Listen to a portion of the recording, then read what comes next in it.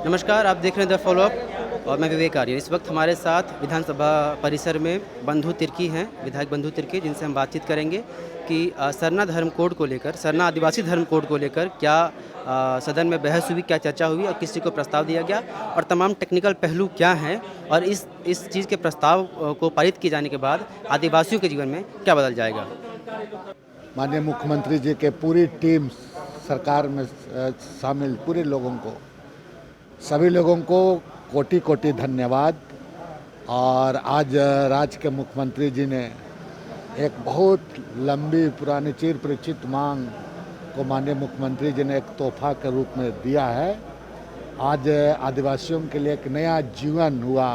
उनका चूँकि धार्मिक आइडेंटिटी का सवाल था, उनका विश्वास आस्था पर उसको एक तरफ से उसका चोट हो रहा था, लेकिन आज जो मुख्यमंत्री जी ने जो हिम्मत और जो साहसिक फैसला लिया है, ये निश्चित रूप से स्वर्णिम अक्षरों में लिखा जाएगा। मैं मुख्यमंत्री जी ने सदन में ये भी कहा कि भारत सरकार से जो भी उस पर मैंने पैरवी करना होगा, भारत सरकार से संपर्क स्थापित करके हर हालत में कोड उसको कराया जाएगा। मैंने पूरी भावना को माननीय मुख्यमंत्री जी ने सदन में स्पष्ट पूर्वक रख दिया है। इसलिए पुनः एक बार मैं राज्य के माननीय मुख्यमंत्री हेमंत सोरेन जी को पुनः कोटि कोटि धन्यवाद एवं आभार हम करते हैं। इसके लिए अब प्रयास होगा कि जिस तरह की यहाँ एक शुरुआत, इसे आदिवासी सरना धर्मावलंबी अपना धर्म का आइडेंटिटी को लेके यहाँ एक लंबा संघर्ष किया और यहाँ से पारित करा के, सदन से पारित करा करके भारत सरकार को, उस तरह से दूसरे राज्यों में भी होना चाहिए, अपना दूसरे राज्यों में भी होने चाहिए। उसके बाद एक भारत सरकार उसको देखेगी, उसको एक रूपता लाएगी, लेकिन कम से कम धार्मिक आइडेंटिटी के तरफ काम करने तरफ एक पहल तो होगा। ये बहुत बड़ा पहल हो रहा है झारखंड प्रदेश का, बहुत बड़ा पहल है, इसलिए ये दूसरे प्रदेशों को भी करना चाहिए और अब तो झारखंड को इसके लिए नेतृत्व भी करना चाहिए। इन लोगों को तो स्पीकर महोदय पहला बैटिंग करने के लिए दिया, इसको बैटिंग करना चाहिए। तो देख लीजिए, उठ गए आपके नीलकंठ जी और बैटिंग को करना चाहिए। अब हॉकी की तरह बैट को घुमाने, बल्ला घुमाने लगे, ऐसे किया जाता है। सदन के प्रति कभी गंभीर नहीं रहता है, कभी भी लोग किसी इशू पर, सिर्फ गंभीर से गंभीर इशू पर हम तो देखे हैं पूरा। मैं भी 2005 में रहा हूँ, 2009 से 14 तक रहा हूँ, फिर 14 नहीं रहा, फिर आया हूँ। गंभीर नहीं है, खाली मजाक मजाक में लेके चला जाता है। देख, हाउस को जिस तरह से मछली बाजार बनाने का काम करता है, सत्ता पक्ष के लोग तो बहुत संयमित तरीके से रहते हैं। अगर मेन टू मेन बहस होता संयमित तरीके से, माननीय स्पीकर महोदय को अगर ये लोग बोले होते, हमें नहीं लगता। स्पीकर महोदय का तो इच्छा था एक एक करके सभी लोगों को अवसर दे, और माननीय मुख्यमंत्री जी भी कह रहा था, आज जब मीटिंग हुई थी हम लोगों का, तो उन्होंने कहा था कि सभी लोगों को बोलने का अवसर दिया जाएगा। लेकिन अवसर मिलने के बाद ये लोगों का रस्सी जल गई, लेकिन ऐठन नहीं गई है। अच्छा, ये वाकई क्या आदिवासियों को फायदा हो सके और क्या फायदा, क्योंकि भाजपा कह कि आप राजनीति करना चाह रहे हैं आप, क्या लगता उसको मैंने जब नहीं मिलता है ना तो अंगूर खट्टा है बोलता है। अपने लोग सरकार में था तो इसको कर देना चाहिए। अब तो गेंद उसका हाथ से निकल गया ना, तो अब लोग छटपटाहट है उनको। आदिवासियों के जीवन में क्या बदलाव आ जाएगा? बदलाव बहुत चीजें हैं उसको। देखो, उसका एक तो धार्मिक आइडेंटिटी। आज आप बोलते हो कि धर्मांतरण धर्मांतरण, बोले किसका धर्मांतरण, कौन धर्म का? तो कल उसको कोड मिल जाएगा तो उस सरना धर्मावलंबी लिखाएगा ना उसका। वो जनगणना कोड में उसका लिखाता नहीं है, ना अन्य में लिखाता है।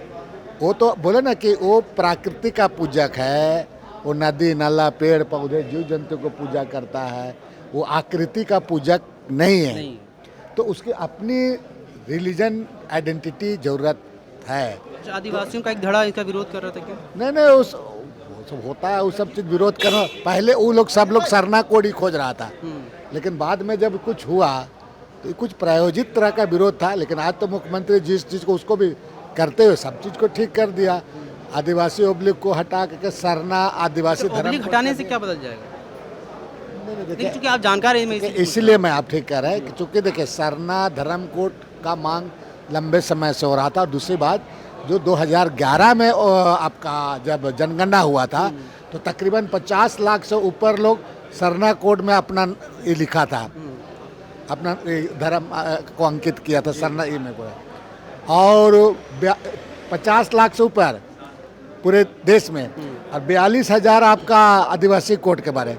तो ये तो आपका सेंसस और एक कोड तो जनगणना के आधार पर ना होता है, तो इस आधार से तो भाई बिल्कुल आपका वो मतलब कैबिनेट से जो ओब्लिक के साथ आया था लेकिन पारित होने में ओब्लिक हट गया, तो इससे अंतर बेसिकली क्या आएगा? अंतर क्या होता, वो लॉन्ग टर्म उसमें निश्चित रूप से समस्या आता, टेक्निकल प्रॉब्लम होता बहुत सारे, चूँकि यहाँ पर रिलीजियस आपके आदिवासी से भी आदिवासी भी है और ईसाई हुए हैं। तो आप एक चीज़ जान लीजिए कि आप कोई किसी का धर्म बदल सकते हैं, आप जाति नहीं बदल सकते हैं। आप कल कोई दूसरा किसी धर्म को अपना सकते हैं, लेकिन जाति आपका नहीं बदल सकता है। तो ये सारी चीज़ें थी, तो इसलिए उसको ठीक किया गया है, और कोई बात नहीं। तो इसमें जो क्रिश्चियन लोग हैं, क्या वो इस धर्म कोड के अंतर्गत आ सकते, क्योंकि आदिवासी भी इसमें सम्मिलित है?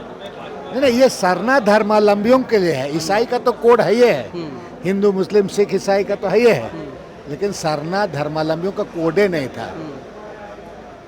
जो अभी तक किसी कोड में नहीं थे, बस वही इसमें शामिल हो सकते हैं। बिल्कुल, जो लोग, आप तो क्या होगा कि सपोज आप सरना धर्मावलंबी मानना चाहिएगा, तो आप भी उस पर आ जाइएगा। एक रिलीजन पर धार्मिक रूप से स्वतंत्रता। जी, धन्यवाद।